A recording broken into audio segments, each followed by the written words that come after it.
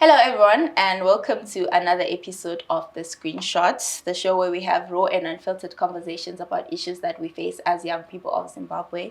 My name is Nozinhle Evelyn and I am your host. Joining me today for this episode is Nozi. Nozi is a participant, or should I call you a participant, Nozi? Yeah, it's okay. She's a contestant in Miss Universe Zimbabwe 2024, and Nozi and I are going to have a conversation on one of the pressing issues that we have right now in our generation of climate change. So Nozi, can you tell us a bit more about yourself? Introduce yourself to the audience. Okay. Hello, everyone. I am Nozinhle Evelyn Gumede, and I am one of the top 20 Miss Universe Zimbabwe contestants. I am a climate diplomat for Zimbabwe, and I'm also a founder for an organization called Minor Trust, and we're mainly focused on climate change issues. Okay, thank you, Nozi. So, speaking of climate change, like some people out there probably don't even know what it is, or like someone like me who's heard the term before but does not really fully understand what climate change is. Can you please tell us more about what climate change is? Okay, so climate change are the changes that we face in our temperatures and also the weather patterns in Zimbabwe and also globally as well. So when we're saying in Zimbabwe, I always use this example of, think of 10 years ago, the rainfall that we used to have a lot of rains, heavy rains, but when we're looking at this age that we're now in, we're having little to no rainfall at all. So these are the changes that we're facing, and there are a lot of issues and effects that people are facing due to climate change, such as droughts. We're currently in an El Nino drought. So climate change is a very real topic, and it's something that we're really in, and it's something that people need to learn and have more conversations about, because it's a very big threat to humanity. Speaking of the current drought that we have, we probably did not know that it's caused by climate change. We're just thinking as the years go by, probably, some people are superstitious. They're saying "Guti kukhona esikwenzileyo" and stuff like that. Yeah. And so thank you for enlightening us on that. So You're why welcome. Climate change out of everything that you could have done? So if you could also, I think I left this out, that you are doing this for your advocacy for Miss Universe. So why did you choose climate change out of any other issue that you could have looked at? Why climate change? I believe that climate change affects each and every sector in the world. Be it energy, be it fashion, each and every sector that we have is highly influenced by climate change. Because, for example, in Zimbabwe, we used to be an agricultural industry, but now we're moving slightly to mining. So when I chose climate change, I was like, okay, so climate change looks at every single thing. And since Zimbabwe, we've got a lot of people that are farmers, it will really benefit a lot of people to actually be in this conversation and empower people that are disadvantaged by climate change, not just in the agricultural sector, but in each and every sector in our country. Okay. So what initiatives have you been a part of that have looked into climate change? And also, your advocacy talks about women empowerment and women inclusion in climate change. So I want us to talk about that, the initiatives that you've been a part of that also include working with women in climate change spaces. So can you tell us more about that? Okay, so firstly, the first initiative that I'm in is education. I'm a firm believer that through education, people will be more empowered and people know what to do and when to do it. So firstly, it's education. I educate people in communities. I educate school children in primary school, high school level, each and every, even in tertiary, I can be called to come and teach people about climate change. I also teach people in rural communities where they're most affected by climate change, because education will empower them to know when to farm and when not to farm. So secondly, I also teach them skills training, smart agricultural skills, so that they can have higher yields than the previous years. And also I've been an advocate for them, especially, by them I mean people from the rural areas and the youth as well, in United Nations conferences of climate change in 2022 in Egypt and 2023 in the UAE. and also a couple of conferences as well. So when I'm advocating for youths and women empowerment and women inclusion in such global spaces, it's of great importance to me because I know that not every woman has an opportunity to be there. So it's my duty to be the voice for them and make sure that their problems are heard at a global stage, and not just heard, but there's something that's going to be done in order to help those people. Okay. So I'm very much interested in your work with the United Nations because did you mention your age?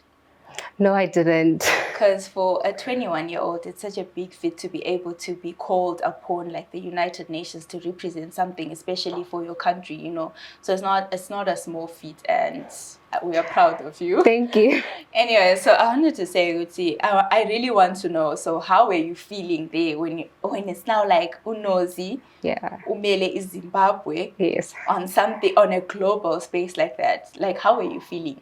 Well, I'm not always scared because there are always people around me, like a lot of Zimbabweans that are supporting me, not just at the global stage, but from back home as well. People are very supportive. So knowing that I've got a whole lot of people that are standing with me, it just gives me a whole lot of strength. But then I've once been scared, especially this other time when I was representing the minister. He wasn't available, so he asked me to speak for him. That was the scariest part because imagine disappointing a whole minister. So yeah, that was the scariest moment, but then it has been very good having people that are supportive. Okay, I mean, I have to say I'm proud of you. Thank you. Because when we were having this discussion before we shot, I really was just generally thinking, Uti, it's like, you know, you're holding a country on your shoulders. Uti, abantu laba, they are all looking up to me. Uti, ngiba represent, and you were saying, Uti, imagine disappointing a minister and stuff. Yeah. So when we talk about women inclusion, why do you think that women are not fully involved or put in the space of climate change? What is it? What's lacking? I think firstly, education again, because women are not educated enough, especially when it comes to leadership roles. We're not capacitated enough to take on leadership roles, to be like, okay, I'm now the one who's leading in this decision-making body. So women need to be educated in leadership roles, skills training and stuff like that. Then also even in the rural areas, women do not know their rights. I'm a development studies student, and we're just talking about it, that women in rural areas do not know their rights. They do not know how empowered they should be, and they do not know the power that they have within them. So we need to empower them. We need to educate them so that they realize the power that they have in them to change the world. And not just that, the men also need to accommodate us in such spaces, because you can't just bulldoze. Men need to be willing to allow us to take up space. Not that us taking up space in such places will disadvantage the men. It will not. But then it will empower everybody, the community at large. So what you're saying is you would like men to be allies to the women.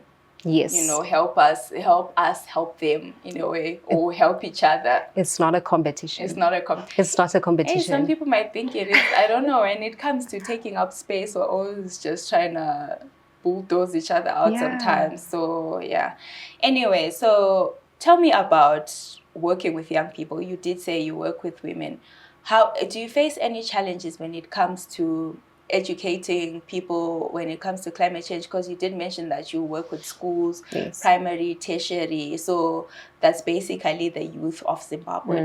Do you face any challenges when it comes to talking about a subject that's not really as talked about in Zimbabwe as like any other subject? So do you come across any challenges? Well, not really. Because youths love it when they're talking to youths, because we won't be talking like in a formal way. It's more of like a conversation, giving them real life examples so that they understand it better. But then sometimes they won't be understanding how it really, really affects the youths, because you'd think that it's something that doesn't affect them. It's something that is so foreign. So it's always good to let them know that it's something that affects us, not just now, but it's going to affect us in the future as well. It's a problem that is there. So I think that's the biggest problem that I faced, them not thinking that it's a problem for them. For our generation. Yeah. You know, you did mention before, Obuti, Tina, we're going to be the ones who are left with a climate that is rotting away or whatever it is. And if we don't do something about it, it is a sala and our future generations. You know, I always watch like these movies and that show the future, and it's all dark and gray and there are no trees and stuff like that. And you know what they usually say when they're making those movies? They say climate change took over and this is what the world looks like now. And it kind of scares me when I think about the future like that. So tell us more about your work with women empowerment. This is what I'm really, really, really interested in. Inclusion in the climate space. Because you spoke about it. Inclusion in the climate space. How do we infiltrate? Like, what is it we do? Because you said there are challenges and stuff, but what do we do? How do we include ourselves? If no one is going to put us there, how do we include ourselves?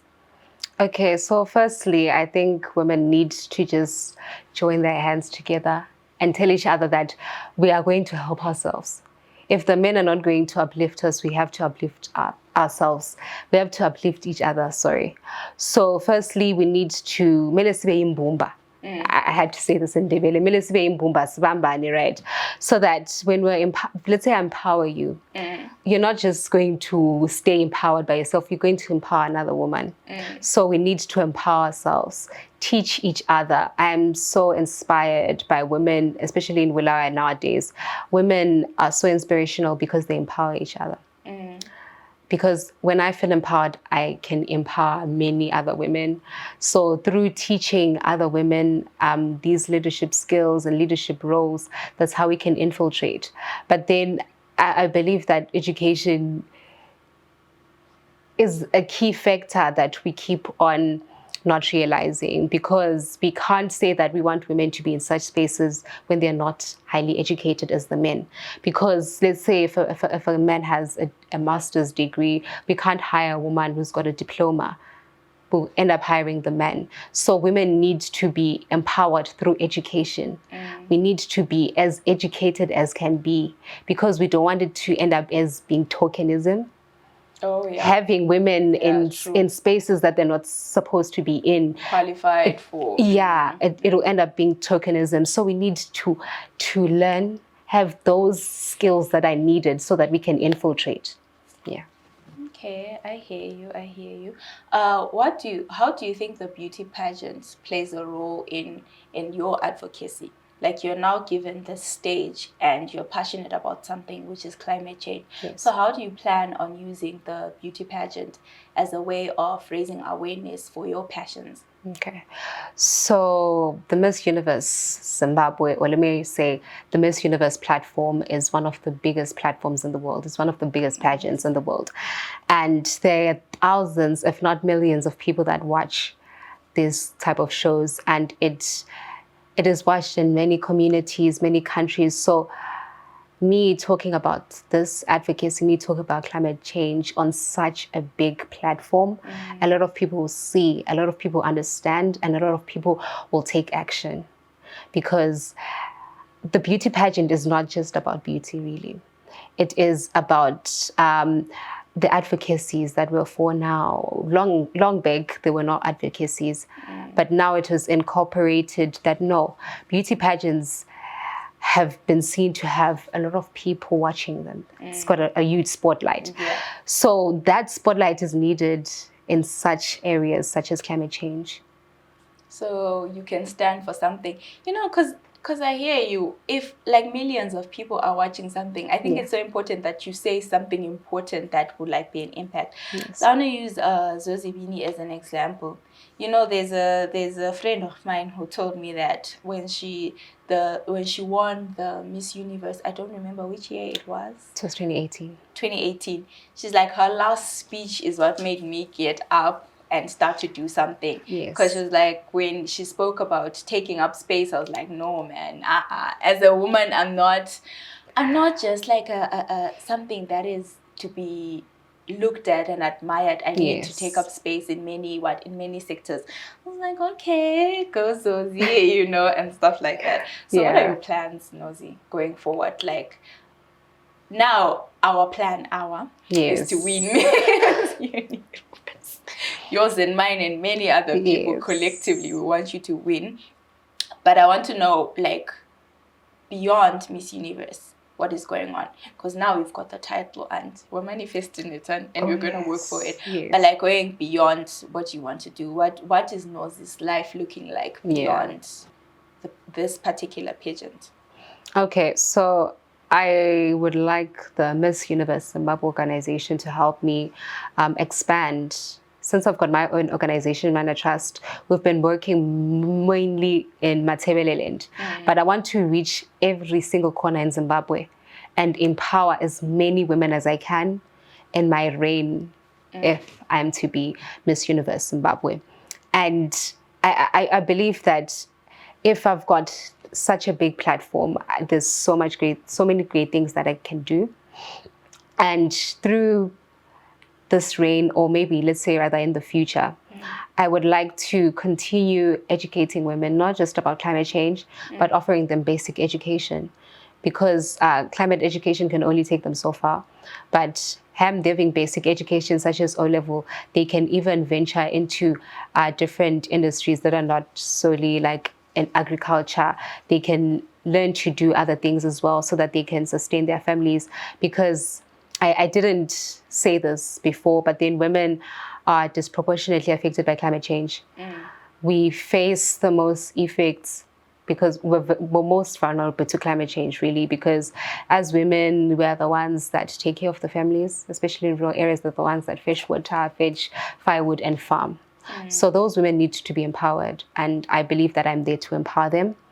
I'm there to help them, not just in terms of climate change. So basic education, as well as empowerment and leadership skills, and also teach them about sustainable agriculture, such as like the smart irrigation schemes and stuff like that. One problem that I've realized in Zimbabwe is that sometimes there are a lot of funding schemes for young women or youths rather, but then it's not easy to access the funds.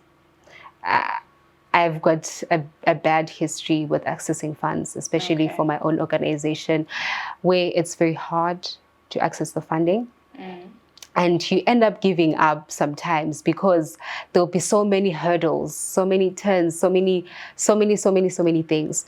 But you get so tired, so discouraged, so that sometimes you see somebody that has a good idea and you're like, but why isn't it coming out? So going forward, I would like people out there to help me to organize funds for youths to be able, youths that are going to be able to access those funds that will not have as high interest as there are in most of these funding schemes, and there won't be as much hurdles, because as somebody that is experienced that, I don't want any other youth to experience that. Yes, so I want youths to have easier sources of financing, and I would also like women to be taught their rights, women to be taught about the policies in Zimbabwe, and women to be taught about each and everything in Zimbabwe that is very important, because without that knowledge, we can only go so far. Okay. I really do hope you get chosen, because we want to see these ideas being implemented. You know, so many times, like you spoke about it, we see so many people with great ideas that we think, you know, if this is to be implemented, this could make like a great change for a lot of people.